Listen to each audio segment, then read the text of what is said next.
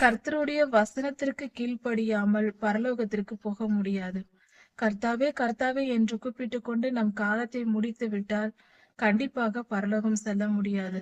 வேதம் முழுவதையும் வாசித்து அதை நம் இருதயத்தில் வைத்து முழுமையாய் அதற்கு கீழ்ப்படிந்து வாழ்பவர்களே கர்த்தருடைய ராஜ்யத்திற்குள் செல்ல முடியும். நம்முடைய பிதாவாகிய தேவனுடைய அன்பும் ஆண்டவராகிய இயேசு கிறிஸ்துவின் கிருபையும் சமாதானமும் உங்கள் அனைவரோடும் கூட என்றென்றைக்கும் இருப்பதாக. தலைப்பு: நான் உன்னை விட்டு விலகுவதும் இல்லை, உன்னை கைவிடுவதும் இல்லை. 2 நாளாகமம் 2ஆம் அதிகாரம் முதல் 6ஆம் அதிகாரம் வரை. சாலமோன் ராஜா தேவாலயம் கட்டிய வரலாறு இங்கு கொடுக்கப்பட்டிருக்கிறது. சாலமோன் ராஜா தீருவின் ராஜாவுக்கு செய்தி அனுப்புகிறார். எனக்கு உதவி செய்யுங்கள், என் தகப்பனாருக்கு நீர் உதவி செய்தது போல எனக்கும் செய்யுங்கள் என்று சாலமோன் ராஜா செய்தி அனுப்புகிறார். மரம் வெட்டுகிறவர்கள், கல் தச்சர்கள், இப்படி பலவிதமான வேலை செய்கிற நிபுணர்கள், கட்டிட பணிக்கு வேலை செய்கிற நிபுணர்களை அனுப்பும்படியும், கேதுரு மரங்களையும் தேவதாரு விருட்சங்கள் போன்ற மரங்களையும் தரும்படியும் சாலமோன் ராஜா சொல்லி அனுப்புகிறார். அதற்கு தீருவின் ராஜா சம்மதிக்கிறார், நான் எல்லாவற்றையும் கொடுக்கிறேன் என்று.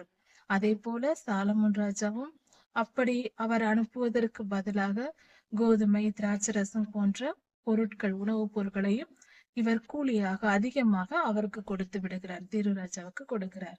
இப்படியாக இருவரும் ஒற்றுமையாக பேசிக்கொண்டு தீரு ராஜாவின் உதவியினால் இந்த காரியங்கள் எல்லாம் நடைபெறுகிறது.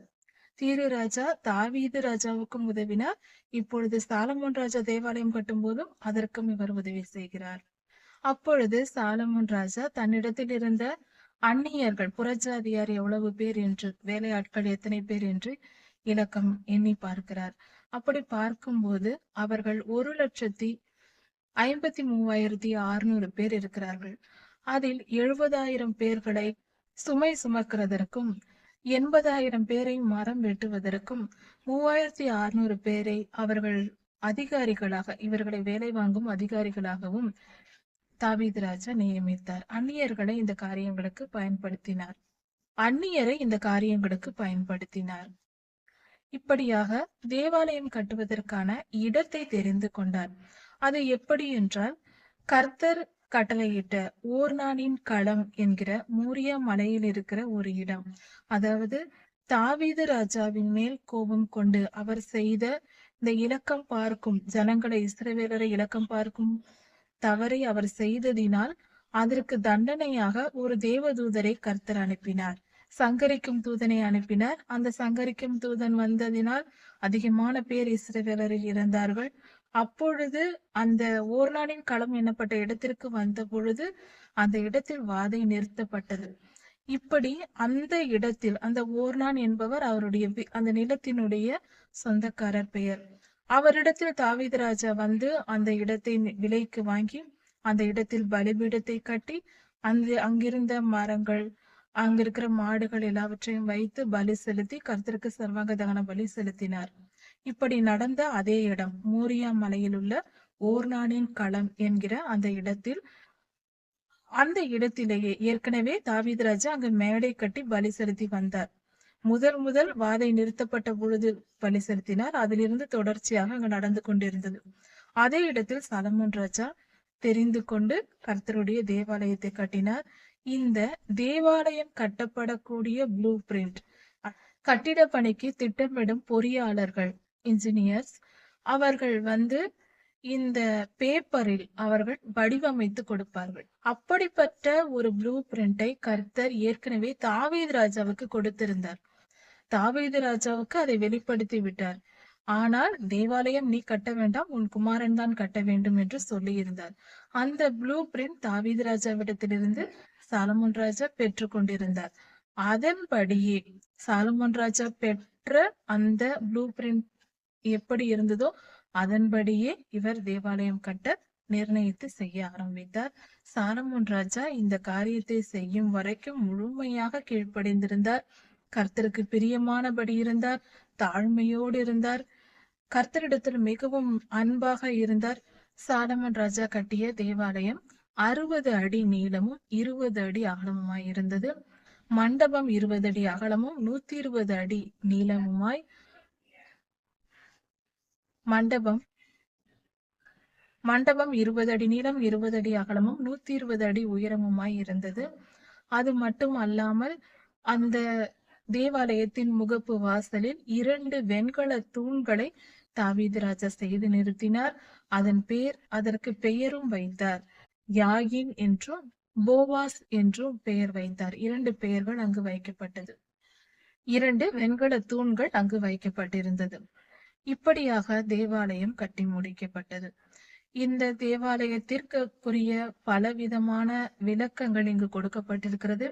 இவைகளை எல்லாம் ராஜாக்களின் புஸ்தகத்தில் நாம் ஏற்கனவே அதை குறித்து படித்திருக்கிறதினால் நாம் இதில் பொதுவாக கவனித்து வருகிறோம். ஆழமான தியானம், தேவாலயத்தின் அளவு முறைகள், அதில் இருக்கிற முறைமைகள், எப்படியெல்லாம் கட்டப்பட்டது, எந்த மரங்கள் எந்த அளவின்படி கட்டப்பட்டது போன்ற காரியங்கள் ராஜாக்களின் புஸ்தகம் தியானிக்கும் பொழுதே நாம் ஏற்கனவே பார்த்திருக்கிறோம். இதற்கு முன்பாக வந்த வீடியோக்களில் இருக்கிறது. இப்படியாக 600 தாலந்து பொன்னை பயன்படுத்தி தேவாலயத்தை கட்டினார். அதாவது சுமார் 1000 கிலோ தங்கம் மட்டும் பயன்படுத்தப்பட்டிருக்கிறது உட்புற சுவரில் பூச்சாக பூசுவதற்கு, மற்ற பனிமுட்டுகள் செய்வதற்கு. மொத்த தங்கத்தின் செலவு 1000 கிலோ. இப்படி தேவாலயம் எல்லாம் கட்டி முடித்த பின்பு 7ஆம் மாதம் 1ஆம் தேதியிலே 7ஆம் மாதத்து பண்டிகையிலே 7ஆம் மாதம் எக்கால பண்டிகையும், அதை தொடர்ந்து 10ஆம் நாள் பாவ நிவாரண பண்டிகையும், அதற்கு அடுத்தது 15ஆம் நாள் முதல் 21ஆம் நாள் வரைக்கும் கூடார பண்டிகையும் ஆசரிக்கப்படுவது வழக்கம். கர்த்தர் இஸ்ரவேலருக்கு கட்டளை கொடுத்திருக்கிறார். கர்த்தருடைய பிள்ளைகள் கடைபிடிக்க வேண்டிய கடமையா இருக்கிறது. சாலமோன் ராஜா இந்த பண்டிகை நாட்களில் கர்த்தருடைய ஆலயத்தை பிரதிஷ்டை பண்ணினார். அவர் பிரதிஷ்டை பண்ணும்போது கணக்கில் அடங்காத ஏராளமான ஆடு மாடுகளை பலி கொடுத்தார். ஜனங்கள் எல்லாம் இஸ்ரவேல் தேசம் எங்கும் இருந்து திரளான ஆடு மாடுகளை கொண்டு வந்திருந்தனர் பலி செலுத்தும்படியாக. வகுப்பு பாகுபாடு இல்லாமல் லேவியர்கள் எல்லோரும் தங்களை பரிசுத்தம் பண்ணிக்கொண்டு கர்த்தருக்கு பலி செலுத்தும் பணிகளில், அங்கு நடந்த பணிகளில் ஈடுபட்டார்கள். அப்பொழுது கர்த்தருக்கு பலி செலுத்தி மகிழ்ந்திருந்த நேரத்தில் கர்த்தர் நல்லவர், அவர் கிருபை என்றும் உள்ளது என்று கர்த்தரை புகழ்ந்து பாடி அவர்கள் மகிழ்ந்தார்கள். கர்த்தருக்கு ஆராதனை செய்தார்கள். கர்த்தருடைய மகிமையின் மேகம், கர்த்தருடைய மகிமை மேகமாக உருவாகி அப்படியே தேவாலயத்தை நிரம்பியது. தேவாலயம் முழுவதும் கர்த்தருடைய மகிமையால் நிறைந்திருந்தது. அதாவது கர்த்தருடைய மகிமை என்பது மஞ்சள் நிறத்தில் ஒரு புகையை போல, அடர்ந்த புகையை போல இருந்திருக்கிறது, மேகங்கள் போல. அந்த மேகம் என்றுதான் இந்த வார்த்தை கொடுக்கப்பட்டிருக்கிறது. அதனால் தேவாலயத்திற்குள் யாரும் உள்ளே பிரவேசிக்க முடியவில்லை, நுழைய முடியவில்லை. ஆசாரியர்கள் பணிவிடை செய்வதற்காக உள்ளே செல்லக்கூட முடியவில்லை. அந்த அளவுக்கு கர்த்தருடைய ஷெக்கினா மகிமை இறங்கி இருந்தது. இப்படி கர்த்தருக்கு பலி செலுத்தி சாலமோன் ராஜா கர்த்தரிடத்தில் ஜெபிக்கிறார்.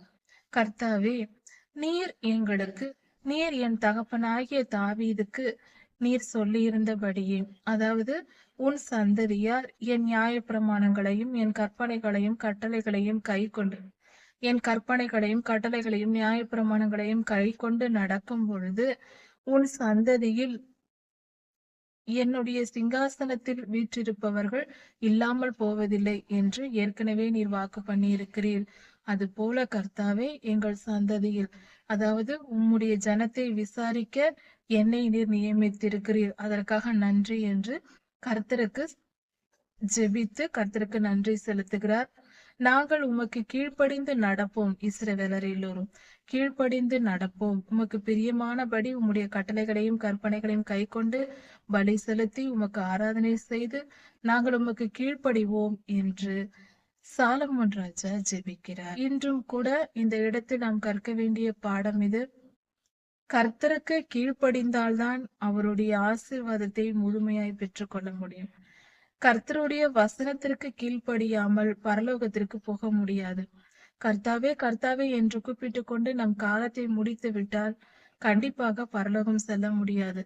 வேதம் முழுவதையும் வாசித்து அதை நம் இருதயத்தில் வைத்து முழுமையாய் அதற்கு கீழ்ப்படிந்து வாழ்பவர்களே கர்த்தருடைய ராஜ்யத்திற்குள் செல்ல முடியும். பாவத்தோடும் அசுத்தத்தோடும் நித்திய ஜீவனுக்குள் போக முடியாது. மனம் திரும்பாமல் இருதயம் பரிசுத்தம் அடையாமல் பரலோகம் செல்ல முடியாது. நம்முடைய ஜீவன் முடிவதற்குள் நாம் மனம் திரும்பி விட்டால் நம்முடைய ஆத்மாவை காத்து கொள்ளலாம்.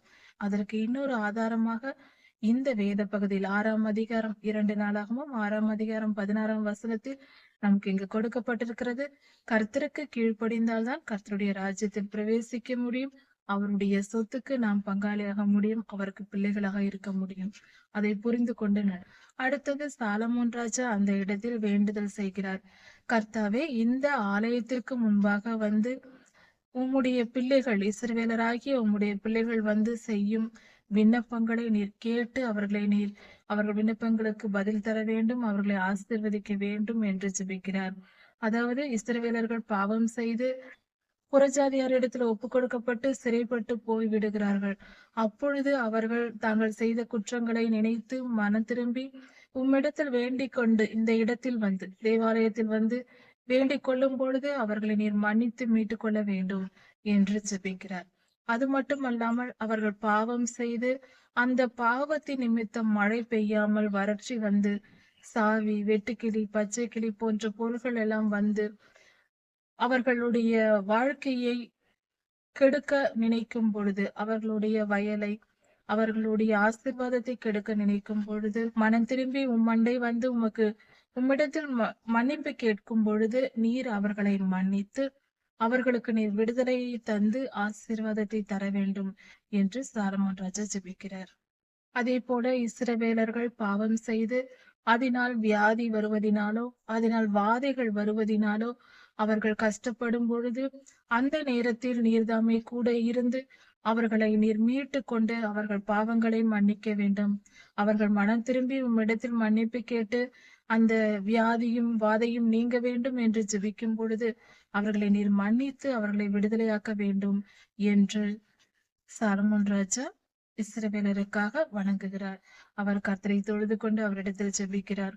அந்த ஜெபம் இன்று வரைக்கும் இருக்கிற நமக்காகவும் அவர் ஜெபித்திருக்கிறார். அதே போல புறஜாதியார் வந்து அவர்கள் கஷ்டங்களின் நேரத்தில் வியாதியினாலோ வாதையினாலோ பஞ்சம் வறட்சி போன்ற நேரங்களினாலோ அவர்கள் உம்முடைய சன்னதியில் வந்து புறஜாதியாராய் இருந்தும் உம்மை அறியாதவர்களாய் இருந்தும் அவர்களுக்கு நீர் கிருபை செய்து அவர்கள் பாவங்களை மன்னித்து அவர்களுக்கு நீர் அவர்கள் வேண்டிக் கொள்கிற காரியங்களை நிறைவேற்றி தர வேண்டும். அவர்கள் வியாதி நீங்க வேண்டும். அவர்கள் குறைவுகள் எல்லாம் நீங்கி நிறைவடைய வேண்டும். நன்மை உண்டாகும்படி நீர் அவர்களை ஆசீர்வதிக்க வேண்டும். உம்முடைய நாமத்தை அவர்கள் மகிமைப்படுத்தும்படியாக நீர் இஸ்ரவேலின் தேவன், ஜீவனுள்ள தேவன், அவர்களை நீர் மீட்கிறவர் என்பதை அவர்களும் உணர்ந்து கொள்ளும்படியாக புறஜாதியாரின் வேண்டுதலையும் நீர் கேட்க வேண்டும் என்று சாலமோன் ராஜா ஜெபிக்கிறார் கர்த்தரிடத்தில்.